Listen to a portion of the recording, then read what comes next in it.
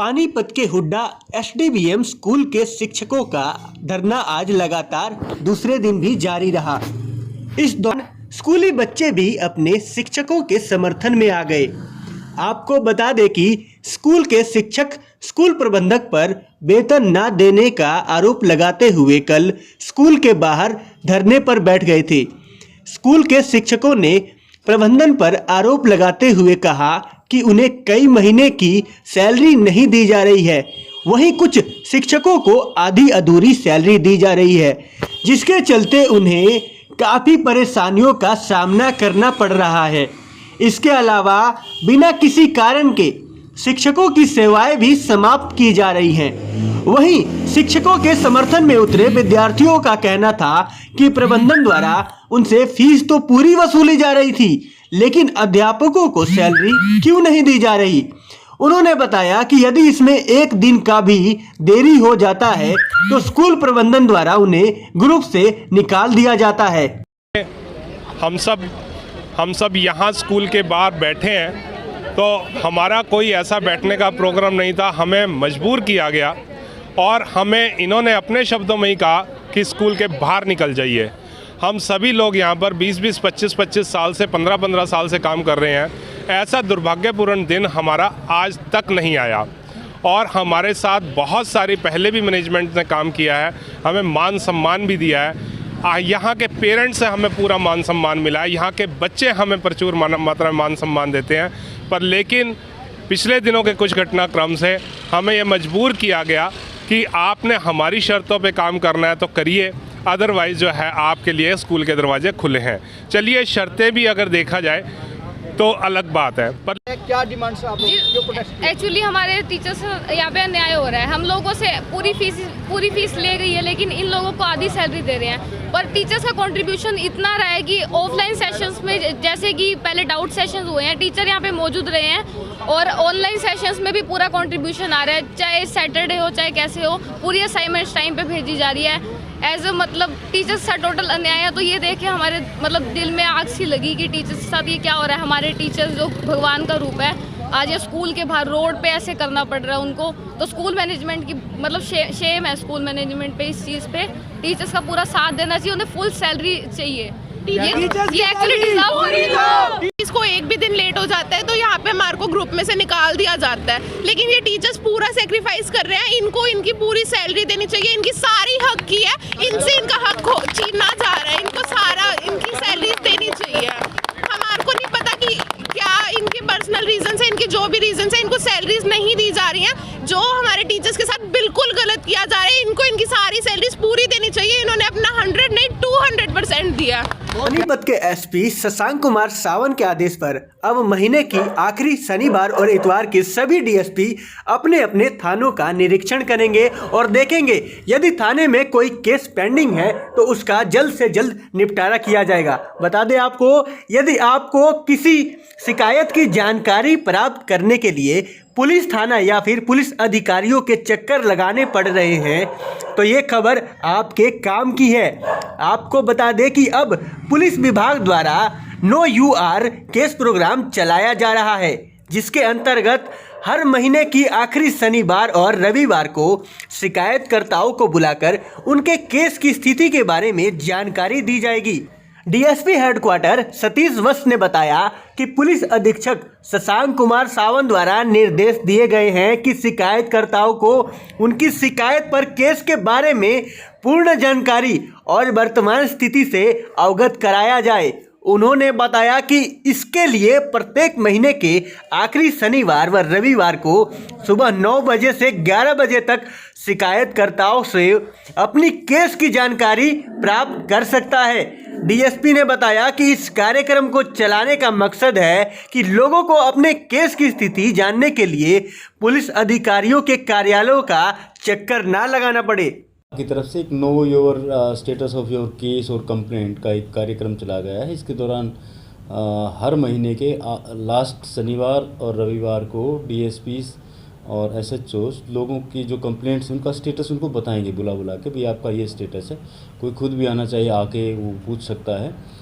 तो ये एक इससे लोगों को सुविधा होगी, बार बार उनको एसपी ऑफिस में या डीएसपी ऑफिस में नहीं घूमना पड़ेगा। तो इसी विषय में मैं आज यहाँ पर आया था और काफ़ी कंप्लेनेंट से मैंने बात की है। तो हमारी जो कंप्लेंट्स पेंडिंग है वो तो अंडर कंट्रोल है। एक टाइम लिमिट हमें दी हुई है कि इस समय में इतनी कंप्लेंट्स हमने डिस्पोज ऑफ करनी है। केसेस का भी यही स्टेटस रहता है। कोई हाई कोर्ट से स्टे, सुप्रीम कोर्ट से स्टे होगा तो अलग बात है, वो तो थोड़ा बहुत पेंडिंग रह जाता है। लेकिन जो नॉर्मल केसेस हैं वो ड्यू कोर्स में यहाँ पर कंप्लीट हो रहे हैं। फिर भी मैंने डायरेक्शंस SHO को अपने को दी हैं कि जो भी जिस केस में भी थोड़ी बहुत डिले है उसको जल्दी से जल्दी डिस्पोज ऑफ करें। आज कितनी कंप्लेंटें पेंडिंग नजर आई है, कितनों का सोल्यूशन हुआ? देखिए ये इंटरनल मैटर है, ये बताने वाली बात नहीं। मैंने बताया टाइम लिमिट है, उसमें हम कवर कर रहे हैं। फिर भी एक आधी कोई पेंडिंग रहती है तो कोई कोर्ट का इशू होता है तो रह जाती है, वरना हमारी सारी टाइम पर। आज कितनी कंप्लेंटों का समाधान हुआ? आज 12-13 कंप्लेंट मेरे पास आज आए थे, उनका मैंने डायरेक्शन दी है आगे आईओएस को, उस हिसाब से वो जल्दी डिस्पोज ऑफ हो जाएंगे। पानीपत नागरिक मंच और खादी आश्रम के संयुक्त तत्वाधान में राष्ट्रपिता महात्मा गांधी की 73वीं पुण्यतिथि के उपलक्ष्य में एक सभा का आयोजन किया गया। इस मौके पर राष्ट्रपिता महात्मा गांधी और अन्य शहीदों को भावभीनी श्रद्धांजलि अर्पित की गई और उनके बताए मार्ग पर चलने का संकल्प भी लिया गया। इस मौके पर पानीपत नागरिक मंच और खादी आश्रम की अध्यक्ष श्रीमती निर्मला दत्ता ने कहा कि राष्ट्रपिता महात्मा गांधी और अन्य क्रांतिकारी नेताओं को अपना बलिदान सत्ता परिवर्तन के लिए नहीं बल्कि व्यवस्था परिवर्तन के लिए दिया था। उन्होंने कहा कि आज सारा देश आर्थिक संकट से जूझ रहा है। अमीरी और गरीबी का अंतर लगातार बढ़ता जा रहा है। देश की 1/3 आबादी झुग्गी झोपड़ियों में रहती है। यदि हम विदेशी वस्तुओं का बहिष्कार करके स्वदेशी वस्तुओं का प्रयोग करेंगे तो यह समस्या काफ़ी हद तक दूर हो सकती है। कार्यक्रम की अध्यक्षता कर रहे प्रमुख समाज सेवी दीपचंद निर्मोही ने कहा कि गांधी जी एक ऐसे समाज की रचना करना चाहते थे जो सत्य अहिंसा के सिद्धांत पर टिका हो, क्योंकि गांधी जी सत्य और अहिंसा के पुजारी थे। इसलिए आज हमें गांधी जी के बताए मार्ग पर चलने का संकल्प लेना चाहिए। सही मायनों में उनके लिए सच्ची श्रद्धांजलि यही होगी। गांधी जी की आज पुण्यतिथि है। पूरा राष्ट्र इसको बलिदान दिवस के रूप में मना रहा है, श्रद्धांजलि दे रहा है। गांधी जी महामानव थे और उन्होंने जो पूरे विश्व को सत्य अहिंसा का रास्ता दिखाया और अपने देश को आज़ाद इसी हथियार से करवा कर एक प्रमाणित किया। इस बात को सिर्फ कहा नहीं, प्रमाणित भी किया कि सत्य अहिंसा का रास्ता जो है वो सबसे अच्छा रास्ता है। उनका हिंसा में कतई यकीन नहीं था। उन्होंने जो आंदोलन खड़ा किया पूरा हमारे राष्ट्र में गुलामी का जंजीरें तोड़ने के लिए, पराधीनता से मुक्त होने के लिए, वो सत्य अहिंसा के आधार पर किया। उन्होंने पूरा देश का भ्रमण किया और यहाँ की नब्ज़ को पहचाना। जितनी हमारे समाज में असमानता थी, पिछड़ा, अगड़ा, नीच, ऊंच, स्वर्ण जाति, इस तरह के जो भेदभाव थे, उन्होंने सबका अध्ययन किया और उसको जोड़ने के लिए, सारे राष्ट्र को एक सूत्र में पिरोने के लिए उन्होंने चरखा का अपनाया। लोगों ने मजाक भी उड़ाया, क्या चरखे से आज़ादी मिल जाएगी, पर उन्होंने करके दिखाया। उनका मानना था जब सब लोग इकट्ठे होकर चरखा काटेंगे, जो चरखे की आवाज़ है, धुन है, वो एक रास्ता पैदा करेगी, लोगों को जोड़ेगी। और वो वास्तव में हुआ।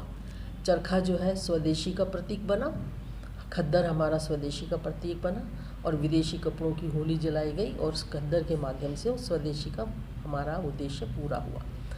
और उससे ये मैसेज दिया अंग्रेजी सरकार को कि हम आपकी पराधीनता स्वीकार नहीं करेंगे। आपने हमें वैसे भी पराधीन बनाया, आर्थिक रूप से भी पराधीन बना रखा है, तो आर्थिक रूप से स्वावलंबन और आत्मनिर्भरता का जो उन्होंने लोगों में जज्बा पैदा किया, उससे भी आज़ादी की लड़ाई को बहुत मिला, बल मिला, पूरे राष्ट्र को आज़ादी दिलाई। आज लोग जो है उनको गलत उनके बारे में भ्रांतियाँ फैला रहे हैं कि आज़ाद भारत का विभाजन गांधी जी के कारण हुआ, गांधी जी सोचते तो रोक सकते थे, ऐसी भ्रांतियाँ। तो ये गलत है। गांधी जी कभी भी विभाजन के पक्ष में नहीं थे और वो चाहते थे कि हम एकजुट होकर रहें। और अंग्रेज़ों से कहा उन्होंने, आप हमें छोड़ के जाइए, हम हिंदू मुसलमान भाई हैं, हम अपने मतभेद जो है वो अपने आप निपटा लेंगे, हमारे मनों में कोई भेद नहीं है। क्योंकि ये याद करने की बात है, स्मरण रहे कि जब आज़ादी की लड़ाई हुई उसमें बहुत से लीडर भी मुसलमान थे और आम जो आंदोलन थे उसमें सभी मुसलमानों की पूरी भागीदारी थी। तो इसलिए ये कहना कि ये हिंदुओं का राष्ट्र है, मुसलमानों का नहीं। लेकिन अंग्रेज़ जो है वो दो फाड़ करके गए और उसमें सबसे बड़ा कारण मुस्लिम लीग का रहा। और यहाँ पर ये भी मैं बताना चाहूँगी कि उसमें पंजाब और बंगाल इन्हीं दो हमारे स्टेट्स का विभाजन ज़्यादा हुआ था। इन दोनों में मुस्लिम लीग की सरकार थी अंग्रेज़ों के साथ, और उसमें हिंदू महासभा भी गठबंधन में थी। और हिंदू महासभा जो है आज उनका रुख दूसरा है, और यही हिंदू महासभा का कहीं ना कहीं गांधी जी की हत्या में भी षड्यंत्र में हाथ था, ये मैं कहना चाहूँगी। और आज गांधी जी, हम कह रहे हैं हत्या हो गई, गांधी जी मर गए, लेकिन गांधी जी मरे नहीं हैं। आज भी वो विचार के रूप में हमारे बीच में जिंदा है, जनमानस में मौजूद है। और आज भी पूरे विश्व को अगर कोई रास्ता दिखता है आज़ादी का, लोगों की मुक्ति का, स्वाधीनता का, आत्मनिर्भरता का, तो एकमात्र गांधी का रास्ता है।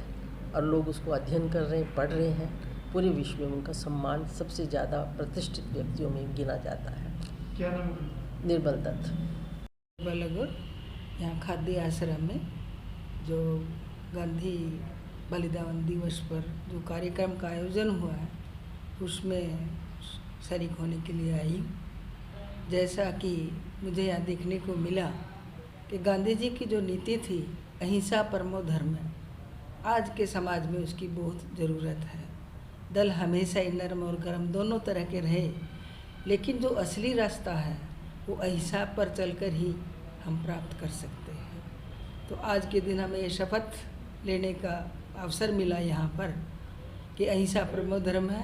कभी भी जो है सत्य का रास्ता ना छोड़ें, कभी किसी को नुकसान ना पहुँचाएं, और गांधी जी के द्वारा दिखाए गए रास्ता स्वच्छता अभियान, आत्मनिर्भरता को आगे बढ़ाएं। क्या नाम है? सरोज बालागुर। एसडीपीजी कॉलेज पानीपत में कुरुक्षेत्र विश्वविद्यालय, कुरुक्षेत्र स्वदेशी स्वावलंबन न्यास एवं एसडीपीजी कॉलेज पानीपत के संयुक्त तत्वाधान में आत्मनिर्भर हरियाणा विषय पर विमर्श का आयोजन किया गया, जिसकी अध्यक्षता सोमनाथ सचदेवा, कुलदीप कुरुक्षेत्र विश्वविद्यालय कुरुक्षेत्र ने की। कार्यक्रम में बतौर मुख्य वक्ता श्री सतीश, राष्ट्रीय सह संगठन स्वदेशी जागरण मंच एवं प्रेरक श्री बलराम ननी, राष्ट्रीय कोषाध्यक्ष स्वदेशी जागरण मंच, हिस्सा लिया। विमर्श में पानीपत जिले के सभी सरकारी सहायता प्राप्त इंजीनियरिंग एवं प्राइवेट कॉलेज के प्राचार्यों एवं प्राध्यापकों ने की, जिनमें प्राचार्य डॉक्टर जगदीश गुप्ता आर्या कॉलेज, प्राचार्य doctor Ajay Garg IB college, प्राचार्य डॉक्टर संजू अबरोल राजकीय महाविद्यालय पानीपत, प्राचार्य doctor Mamta Sharma Gita degree college, प्राचार्य जोगिंदर राजकीय महाविद्यालय बापोली, डॉक्टर शक्ति कुमार निदेशक पाइट्स मालखा, प्राचार्य doctor Subhash Mittal Geeta institute of law Karhans, dean academic doctor Prerna Dawar Geeta engineering college Naultha, प्राचार्य doctor Rajpal Gandhi Adarsh college Samalkha, doctor Ravi Kumar Sachdeva निदेशक एपिट एसडी इंडिया, प्राचार्य doctor Suman Dahiya Vaish girls college Samalkha, प्राचार्य prof Sushila Mishra Lakshya college of hotel management Naultha, prof Suresh Jaglan निदेशक गुरु ब्रह्मानंद विमेन कॉलेज कुराना, निदेशक डॉक्टर सरिता गोयल एसआईडी समालखा, प्राचार्य pro K S Dhillon Chaudhary Devilal girls college Panipat, प्राचार्य doctor Rajpal Kaushik राजकीय महाविद्यालय इसराना प्रमुख रहे। एक दिवसीय विमर्श के अध्यक्ष प्रो सोमनाथ सचदेवा, कुलपति कुरुक्षेत्र विश्वविद्यालय कुरुक्षेत्र, मुख्य वक्ता श्री सतीश, राष्ट्रीय सह संगठन स्वदेशी जागरण मंच एवं प्रेरक श्री बलराम नंदवानी, राष्ट्रीय कोषाध्यक्ष स्वदेशी जागरण मंच का स्वागत एसडीपीजी कॉलेज के प्रधान श्री पवन गोयल और प्राचार्य डॉक्टर अनुपम अरोड़ा ने पुष्प पौधा रोपित गमला और विवेकानंद की डायरी भेंट कर किया। विमर्श का मुख्य उद्देश्य स्वदेशी स्वावलंबन न्यास और उच्चतर शिक्षा काउंसिलिंग हरियाणा के प्रयासों से प्रदेश को आत्मनिर्भर एवं युवाओं को स्वरोजगार के माध्यम से स्वावलंबी बनाना था। माननीय कुलपति, प्रदेश के 22 जिलों के कॉलेज के माध्यम से इस अभियान को सार्थक एवं सफल बनाने का प्रयासरत किया जा रहा है। वही विचार मंथन की प्रक्रिया आज प्रारंभ हुई है, समाप्त नहीं हुई है। अभी ये प्रोजेक्ट जो है प्रारंभ हुआ है। इसलिए पानीपत जिले के सभी महाविद्यालयों के प्राचार्य और जो नोडल शिक्षक हैं और जो यहाँ के तकनीकी संस्थानों के डायरेक्टर जो हैं, एक साथ पहली बार एक समूह में सभी शिक्षण संस्थाओं के प्राचार्य, प्रशासक जो हैं और मैनेजमेंट एक साथ बैठे हैं। कुलपति ने उन्हें प्रेरणा दी है इसके पश्चात छोटी छोटी बैठकों के माध्यम से आज तो एक घोषणा हुई, आज तो एक बृहद कार्यक्रम था, आज तो एक रूपरेखा संरचना स्पष्ट हुई कि हमें कैसे कैसे करना है। हम इसे आइडेंटिफाई भी करेंगे कि हमें क्या क्या करना है, हमें युवा को स्किल की ओर कैसे प्रवृत्त करना है, हमें युवा का एटीट्यूड कैसे परिवर्तित करना है। हम इस प्रकार के छोटे छोटे कार्यक्रमों की योजना बनाएंगे अपनी बैठकों के माध्यम से। वो कार्य अब प्रारंभ होगा। एक टोली का निर्माण किया है और उस टोली के निर्माण में प्रत्येक महाविद्यालय से एक नोडल अधिकारी को लिया गया है। उन बैठकों के माध्यम से ये तय किया जाए।